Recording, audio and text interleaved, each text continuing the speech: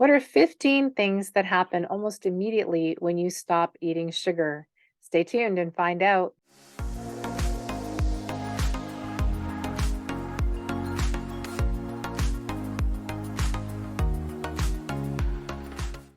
Hi, and welcome to Nature's Path to Wellness. My name is Wendy, and today we're going to talk about what happens when you remove sugar from your diet. So, when I first found out that I had actually pre-diabetes and then I was eventually diagnosed with type 2 diabetes, what my doctor failed to tell me is how to change my diet.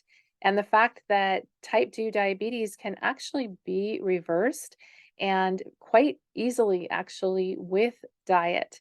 Instead, it was more about, well, we're going to do the best that we can to manage your symptoms and the situation, and prescribed me with metformin, which I didn't end up taking.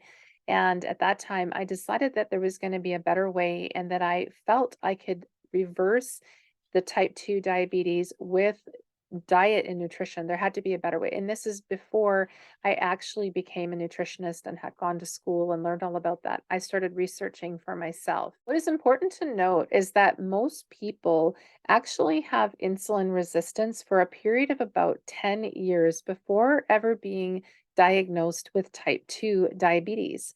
So people are going about their day and they're consuming all of the highly processed foods and carbs and sugar, and they're not even aware.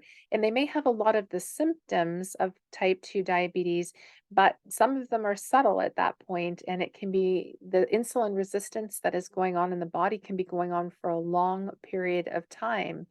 And basically, of course, the way that people develop type 2 diabetes is from the sugar. So you're already in a state of insulin resistance long before, for most people, they're becoming into the stage of being obese or at least heavily overweight.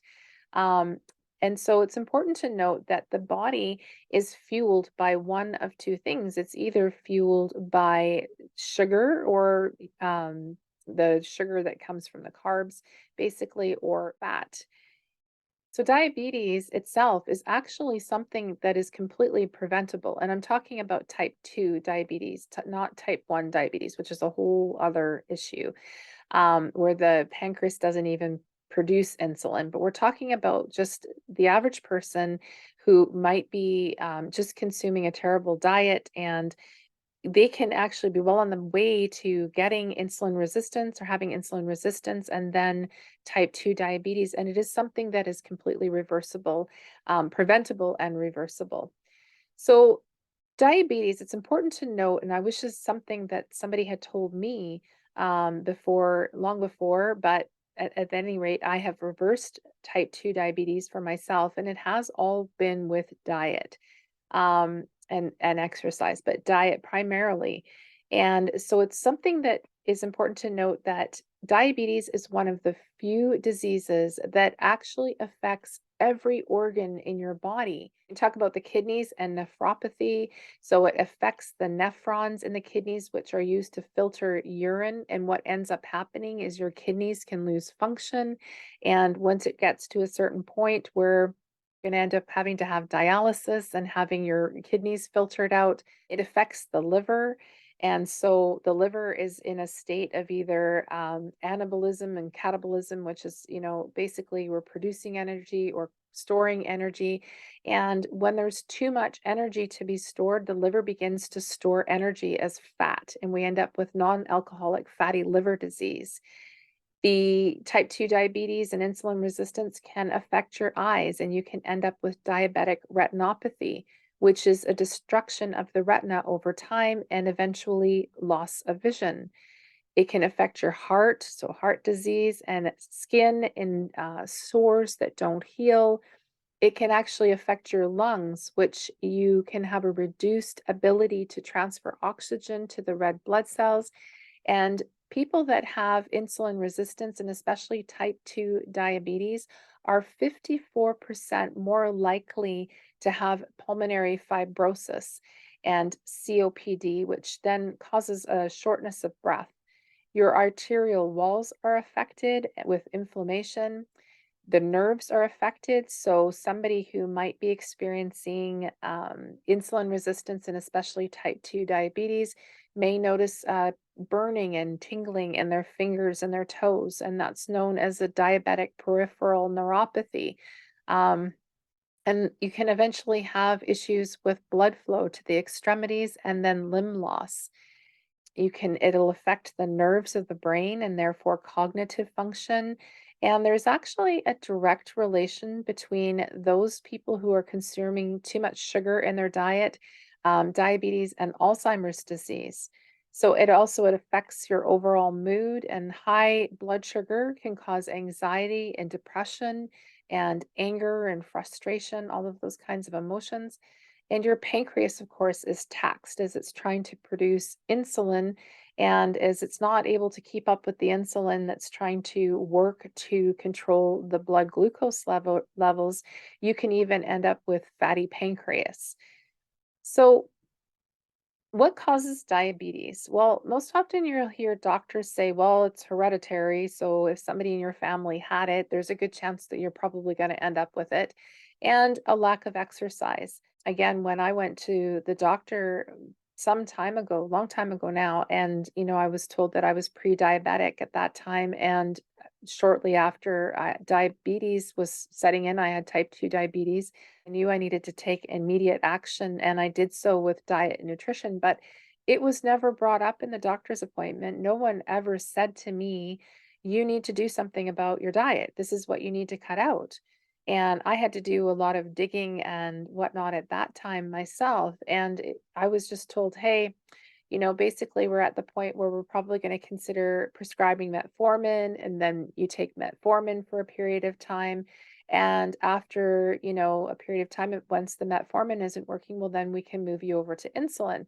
So no one said, hey, you should be cutting out the sugar from your diet in order to try and reverse what's happening, what's going on with the insulin resistance and type 2 diabetes. It's crazy to think that it's something that is preventable and reversible, but the doctors seem more interested in prescribing metformin and insulin eventually. So, the most obvious thing would be to me that we need to reduce our carb intake and remove sugar from our diet. When we look back some years ago at the food pyramid that was created by the USDA in 1980, you can see that in the food pyramid, most of the foods that we were meant to consume in that food pyramid, anyways, were 6 to 11 servings of bread, pasta, rice, all carbs and processed foods. And at the top of the pyramid, which is the part that we're least supposed to have, were fats. In fact, it wasn't even supposed to be a serving per day. It was just kept to a minimum. So, just a tiny bit in your diet. Fats at one point in around the 1970s were demonized as causing high blood cholesterol and heart disease. And, it became a thing. Actually, it was Ancel Keys in 1970 who did what was called the Seven Countries Study. And at that time, he was saying that fats are just the thing that's causing the heart disease and high cholesterol levels. And so it was determined that fats were bad. And at that point, more processed foods came out with high fructose corn syrup and added sugars. What we ended up is with an obesity and diabetes epidemic that started at that time. And diabetes has just become out of control. There's currently 37.3 million people in the US alone that have type 2 diabetes. So, what are the things that you can start to notice when you take sugar out of your diet? One of the things that you'll notice almost right away is that you'll become more focused. Your cognitive function is improved and you'll have less brain fog. Your mood will be improved and you'll have less anxiety. And if you experience depression, that may be reduced as well. Feelings of anger and frustration will begin to diminish if you've had a high sugar diet.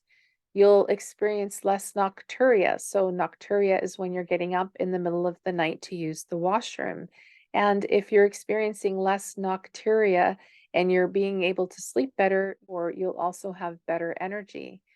your body then begins to also create energy from fat and like stored fat in your body if you remove sugar completely. Your body is either going to operate off of one of the two currencies. It's either going to operate off of fat or it's going to operate off of sugar. There isn't sugar, it will operate off of fat. They are more satiating. And if you look at fat, and will say to you, maybe, well, fat has 9 kilocalories per gram, whereas sugar has only 4 kilocalories per gram. But what happens is we end up having the sugar, and it's not satiating like the fat. The higher insulin levels also begin to push down the hormone leptin. The hormone leptin is what actually tells our body that we're full and that we've had enough. So if leptin is not sensitive and we're, having operating with high insulin levels, we're constantly in this state of eating something that's not satiating and feeling hungry, and we're replacing that with more carbs and sugar. And so it's a vicious circle at that point. Another thing that will happen is your eyesight will improve. As I mentioned, you're less hungry and leptin is more sensitive. So as you're eating, your body is being told, "Oh, okay, I've had enough now, so we're going to stop eating." Inflammation in your body becomes overall reduced. So if you're having sore joints and those kinds of things, when you remove sugar from your diet, you can almost experience immediate relief in the inflammation that's in your body. If you have high blood pressure because of, the insulin resistance and type 2 diabetes, and they often go hand in hand, your blood pressure levels will almost immediately improve over a week or two, even it may drop a couple of points. If you have non-alcoholic fatty liver disease, that will become reduced and eventually resolved if you can carry on with cutting out the sugar from your diet because your body is not starting to store all these fats in the liver. You will, of course, experience an immediate loss in weight, initially to a greater degree because wherever sugar goes, water follows. So if you're peeing out a lot of the sugar initially, and then you're losing a lot of water weight. Stored sugar in your body's like a sponge, and it also just it holds water. So when you remove the sugar, again, the weight will drop. You'll notice that your face, the shape of your face will start to narrow. So if you've been somebody who's consuming a lot of sugar and carbs, your face may be quite a bit puffier and your skin will actually improve as well. So if you experience acne, which can come from hormones and things like insulin in your body is a hormone as well, and it can cause acne and other types of inflammation in the skin.